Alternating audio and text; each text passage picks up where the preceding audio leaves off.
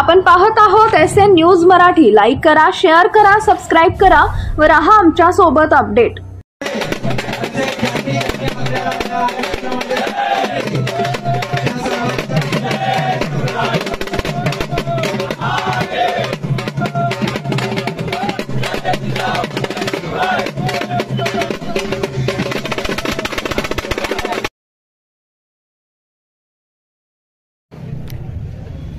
संघर्ष योद्धा मनोजदादा जरांगे पाटील यांनी सुरू केलेल्या लढाईमध्ये आज मराठा आरक्षणाच्या विजयाची सुरुवात झालेली आहे।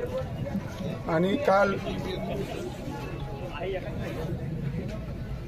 आपल्या मंत्री महोदयाने हैदराबाद गॅजेट लागू केल्याची GR आणून दिल्यानंतर मनोजदादांनी त्या ठिकाणून आपलं उपोषण सोडलं आणि लाखोनी असणारा मराठा बांधव आणि मराठा तरुण जल्लोषामध्ये आज आपापल्या गावी जात असताना थोडंसं या आंदोलनाची पार्श्वभूमी जर सांगितली तर आज मराठा समाजाला आरक्षणाची नितांत गरज असताना आज समाजातील अनेक घटक आर्थिकदृष्ट्या मागासलेपणा सिद्ध होत असताना सुद्धा हे सरकार आरक्षण देत नव्हतं। आणि म्हणून मनोजदादा जरांगे पाटील असतील, आमच्या अण्णासाहेब पाटील असतील, जावळे पाटील असतील, मेटे साहेब असतील यांनी अनेक वर्षापासून सुरू केलेल्या मराठा आरक्षणाच्या लढ्याला काल खऱ्या अर्थानं विजयाच्या रूपानं सुरुवात झालेली आहे। आणि गेल्या 2 वर्षापूर्वी शासनानं जी फसवणूक केली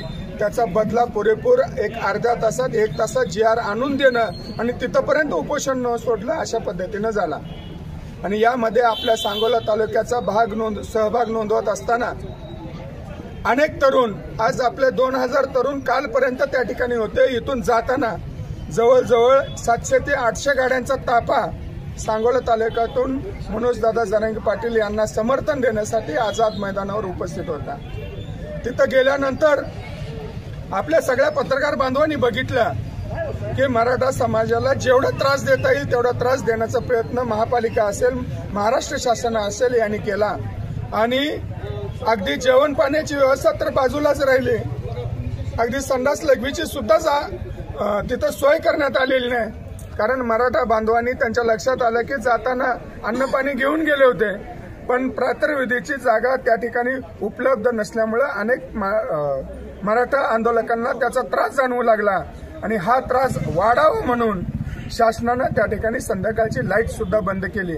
आणि त्यावेळी माझ्या सांगोला तालुक्यातील मराठा असतील, महाराष्ट्रातील मराठा बांधव असेल आणि मराठेतर समाज असतील, या सर्वांनी मराठा समाजाच्या पाठीमागे ताकदीने उभा राहत दुसऱ्या दिवसापासून अगदी त्या 29 तारखेला रात्री 11 वाजल्यापासून जेवणाची कुमक त्या ठिकाणी पोहोचायला सुरुवात झाली।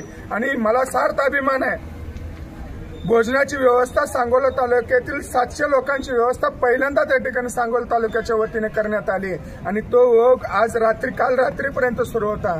काल रात्री काय होतं काय नाही माहीत नव्हतं। काल सकाळी पूर्ण वातावरण बिघडलेलं असताना आमच्या सांगोला तालुक्यातील पुन्हा जेवणाच्या 2 गाड्या त्या ठिकाणी गेल्या आणि आपल्या सर्वांच्या माध्यमातून अख्ख्या मुंबईला जेवण पुरल एवढं माझ्या शेतकरी राजानं, लालबागच्या राजानं जर आपली दरवाजे बंद करून घेतली गोरगरिबासाठी, तर या मातीमध्ये राबणाऱ्या शेतकरी राजानं मुंबईसाठी, मुंबईच्या आंदोलनकर्त्यांनाच नाही तर अख्ख्या मुंबईला पुरेल एवढा अन्नसाठा त्या ठिकाणी करून ठेवला, पाणी त्या ठिकाणी पोहोचवलं। आणि म्हणून काल आपल्या काही पत्रकारांनी आज दाखवलं की ज्या आंदोलनकर्त्यांचं पाणी तुम्ही बंद केलं त्यांच्यासाठी तुमच्यासाठी आज ते तिथं बिस्लरीच्या बाटल्या ठेवून गेल्यात, जे आपल्याला योग जितक्या वापरायच्या तेवढ्या वापरा।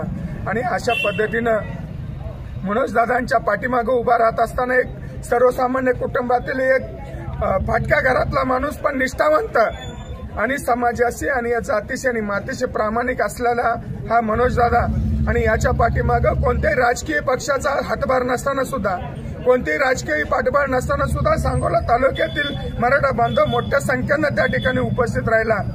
आणि स्वखर्चानं मिळेल ते चटणी भाकरी खाऊन, आपण जर बघितलं असेल तर तिथं बऱ्यापैकी हजारो किलो चटणी होती आणि चटणी भाकरी खाऊन हा समाज त्या ठिकाणी लढत राहिला। आणि काल शेवटी विजयात रूपांतर झालं। हे विजयात रूपांतर होत असताना बांधवांनो, अनेक जणांनी विचारलं आपल्याला काय मिळालं त्यात, तर माझ्या बांधवावरती आतापर्यंत झालेले आरक्षणाच्या लढाईतले गुन्हे सर्व मागे घेण्यात आले आणि त्याचबरोबर सारथीसाठी निधी वाढवून मिळाला। त्याचबरोबर अण्णासाहेब पाटील आर्थिक महामंडळासाठी फायली लवकर क्लिअरन्स करण्याचा आदेश त्या ठिकाणी देण्यात आला आणि त्याचबरोबर हैदराबाद गॅजेट लागू होऊन माझा महाराष्ट्रातला अर्धा मराठा समाज 50% मराठा समाज हा ओबीसी मध्ये ऑलरेडी कालपासून गेलाय आणि थोड्याच जसं शिवाजीराजे भोसले यांनी शब्द दिलेला आहे 1 महिना ते 1.5 महिन्याच्या आतमध्ये आम्ही औंध आणि सातारा गॅजेट त्या ठिकाणी लागू करणार आहे आणि हे गॅजेट लागू झाल्यानंतर संपूर्ण महाराष्ट्रातील मराठा समाज हा ओबीसी मध्ये अधिकृतरित्या जाणार आहे आणि ही जरी लढाई आपली अर्धी झाली असली आता पुढे लढावी लागतंय काय तर निश्चितपणाने मराठा समाज लढण्यासाठी तयार आहे आणि म्हणूनच मी काल पत्रकारांशी बोलताना सांगितलं की आमच्या अजून 1.5 पोतं बाजरी दळून ठेवलेलं पीठ मळायचं राहिलंय आम्ही लढायला कधीही तयार आहे आणि मराठा समाजाची लढाई जोपर्यंत संपूर्ण महाराष्ट्रातला मराठा समाज हा अधिकृतरित्या ओबीसी मध्ये जात नाही तोपर्यंत मराठा समाजाची लढाई ही सुरू राहणार आहे। धन्यवाद।